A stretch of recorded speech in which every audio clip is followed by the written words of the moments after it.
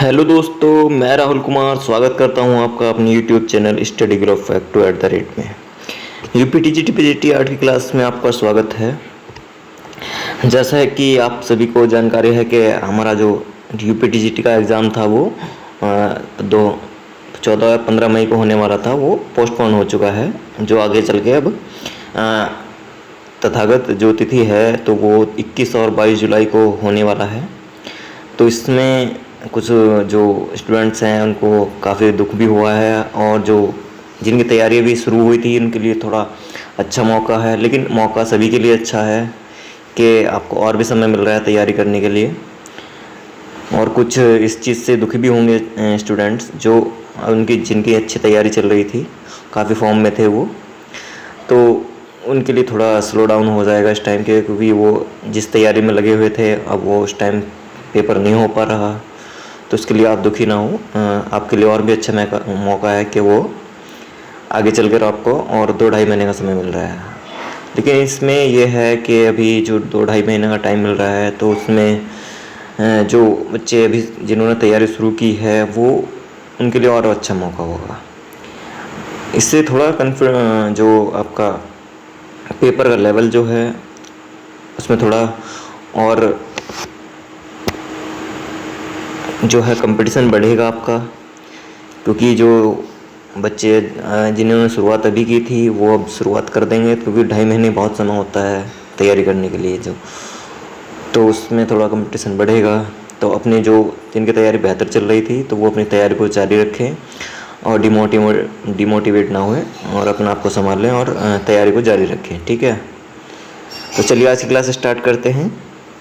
चिंतामणिकर आज के हमारे कलाकार रहेंगे चिंतामणिकर, जिनका टाइम पीरियड है 1915 से 2005 तक, जो आधुनिक भारतीय कलाकार हैं।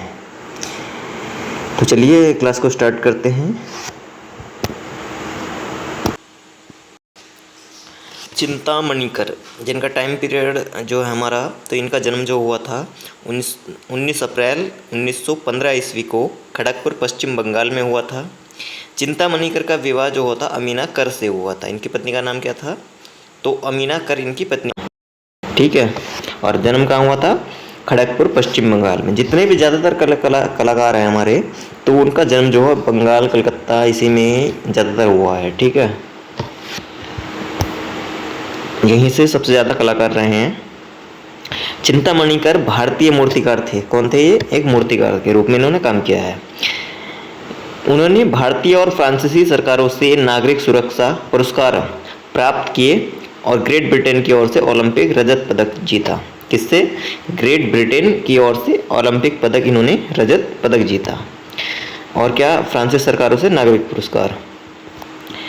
Indian society of oriental art से चिंतामणिकर ने पेंटिंग व मूर्तिशिल्प का अध्ययन किया। उन्हें गिरधारी महापात्रा और विक्टर जियोवेनेली द्वारा मूर्तिकला सिखाया गया था। किसके द्वारा? गिरधारी महापात्रा और विक्टर जियोवेनेली और द्वारा मूर्तिकला इनको सिखाई गई थी। ठीक है, और Indian society of oriental art की स्थापना कब हुई थी? 1907 में। किसने की थी? रविंद्रनाथ टैगोर ने। गिरधारी महापात्रा उड़ीसा के परंपरागत मूर्तिकार थे। कौन थे ये? गिरधर महापात्रा उड़ीसा के परंपरागत मूर्तिकार थे ये। चिंतामणिकर मूर्तिकार के साथ साथ चित्रकार विद्या में भी पारंगत थे ये। चिंतामणिकर 1938 में पेरिस चले गए, जहां उन्होंने भारत वापस जाने से पहले एकेडमिक डे ला ग्रैंड चौमिरे से अध्ययन किया था। कहाँ? जब ये 1938 में कहाँ चले गए? पेरिस चले गए, तो उन्होंने भारत वापस आने से पहले क्या किया? वहाँ की जो एकेडमी थी डे ला ग्रैंड चौमिरे से इन्होंने अध्ययन किया था। नेक्स्ट देखते हैं। शिल्प को लकड़ी, टेराकोटा, पत्थर और धातु सहित विभिन्न सामग्रियों से तराशा गया। इनके शिल्प मूर्ति किस में बनाए गए? लकड़ी में बनाए इन्होंने, टेराकोटा में बनाया और पत्थर और धातु से सहित इन्होंने विभिन्न सामग्रियों से तराशा गया इन्हें। उन्हें शुरू में ही एक अकादमिक प्रतिनिधित्वात्मक शैली में प्रशिक्षित किया गया था, लेकिन उन्होंने अधिक अमूर्त प्रकृति का काम किया है। किसका काम किया है? अधिक अमूर्त प्रकृति का इन्होंने काम किया है। चिंतामणिकर ने चित्रकला की शिक्षा छितेंद्रनाथ मजूमदार से प्राप्त की। किससे चित्रकला की जो शिक्षा किससे ली इन्होंने? छितेंद्रनाथ मजूमदार से, जो कि कौन थे? वह शैली के चित्रकार थे। छितेंद्रनाथ को क्या कहा जाता है? वैष्णव जो है वैष्णव संप्रदाय से ये संबंधित थे और इन्हें क्या कहा गया? कला का सम्राट कहा गया। Government college of art and crafts के प्रिंसिपल के रूप में भी ये चुने गए थे। किसके? Government college of art and crafts के प्रिंसिपल के रूप में भी ये चुने गए थे। 1974 ईस्वी में उन्हें भारत गणराज्य में तीसरे सर्वोच्च नागरिक पुरस्कार पद्म भूषण से सम्मानित किया गया था। इससे तीसरा जो सबसे सर्वोच्च नागरिक पुरस्कार जो होता है वो आपका पद्म विभूषण होता है। पहले आपका भारत रत्न होता है, फिर आपका पद्म विभूषण होता है, फिर आपका पद्म भूषण होता है, फिर आपका पद्म श्री होता है, फिर पद्म श्री से नीचे और भी जो छोटे मोटे और होते हैं वो होते हैं। तो सबसे पहले भारत रत्न आएगा, फिर पद्म विभूषण, पद्म भूषण, पद्म श्री, फिर और अन्य आते हैं नीचे। ठीक है। तो प्रथम जो पद्म विभूषण मिला था वो किसको मिला था? नंदलाल बोस को मिला था 1954 में कला के क्षेत्र में। और पद्म भूषण मिला था यामिनी राय को 1955 ईस्वी में सबसे पहली बार कला के क्षेत्र में। और पद्म भूषण मिला था, पद्म श्री मिला था सुधीर रंजन खासगिर को 1957 में। ठीक है। चिंतामणि कर 2000 ईस्वी में फ्रांस के सर्वोच्च नागरिक सम्मान से भी अलंकृत किया गया था इन्हें। चिंतामणि कर पक्षी अभयारण्य का नाम मूर्तिकार के नाम पर रखा गया था क्योंकि उन्होंने और स्थानीय क्षेत्र के अन्य लोगों ने वन्यजीव अभयारण्य का दर्जा प्राप्त करने के लिए लड़ाई लड़ी थी। 1948 के ग्रीष्मकालीन ओलंपिक में भारत के लिए एक प्रतियोगी के रूप में विविध प्रवेश किया और अपने काम के हकदार के लिए रजत पदक इन्होंने जीता था। चिंतामणि कर ने अपने मूर्ति शिल्पों का निर्माण अमूर्त शैली में किया था। किस में किया था इन्होंने? अमूर्त शैली में इन्होंने मूर्ति शिल्प का काम किया था। चिंतामणि कर का माध्यम क्या था? तो इनका माध्यम था धातु, टेराकोटा, प्लास्टर व कास्ट में इन्होंने मूर्तियां बनाई है। 1956 से 73 ईस्वी के बीच चिंतामणि कर कोलकाता के गवर्नमेंट कॉलेज ऑफ आर्ट के प्रधानाचार्य रहे थे। कहाँ के? Government college of arts and craft Kolkata के प्रधानाचार्य रहे थे। कलकत्ता के इसकी स्थापना कब हुई थी? तो 1854 में हुई थी।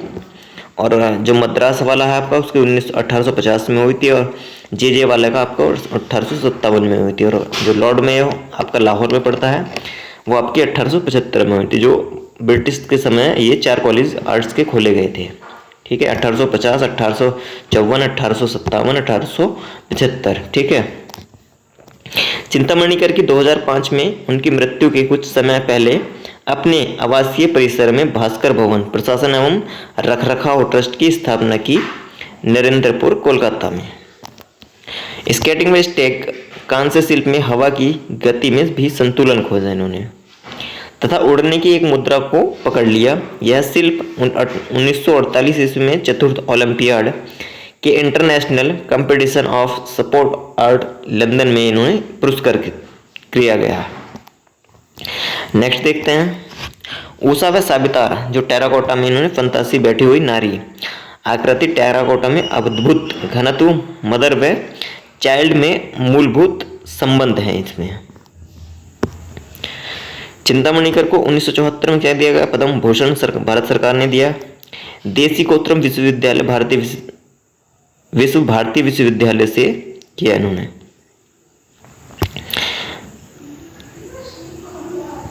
देसी कोत्रम क्या होता है? ये एक पुरस्कार होता है जो इन्हें किसने दिया था? भारतीय विश्वविद्यालय ने दिया था। चिंतामणि कर की पुस्तक जो को है तो क्लासिकल इंडियन स्कल्पचर है, दूसरी है इंडियन मेटल स्कल्पचर। इन्होंने फिल्म भी बनाई है। तो पहली फिल्म है the graven image, the sculpture speaks नामक 2 लघु फिल्म बनाई है इन्होंने। कौन कौन सी? द ग्रावियन इमेज, तो ये द ग्रावियन इमेज तो बहुत बार पूछी गई है इनकी। द स्कल्पचर स्पीक्स नामक 2 क्या बनाई इन्होंने? लघु फिल्में बनाई हैं। 1946 ईस्वी में लंदन में ब्रिटिश मूर्तिकारों की रॉयल सोसाइटी के सदस्य बने। ये कब बने? 1946 में लंदन में ब्रिटिश मूर्तिकारों की रॉयल सोसाइटी के ये सदस्य बने थे। चिंतामणि कर की मृत्यु जो हुई थी तो 3 अक्टूबर 2005 को 90 वर्ष की उम्र में कलकत्ता के एक निजी अस्पताल में हुई थी। और जन्म कब हुआ था? 1915 में इनका जन्म हुआ था। और मृत्यु कब हुई? 3 अक्टूबर 2005 को, तब ये 90 वर्ष के थे।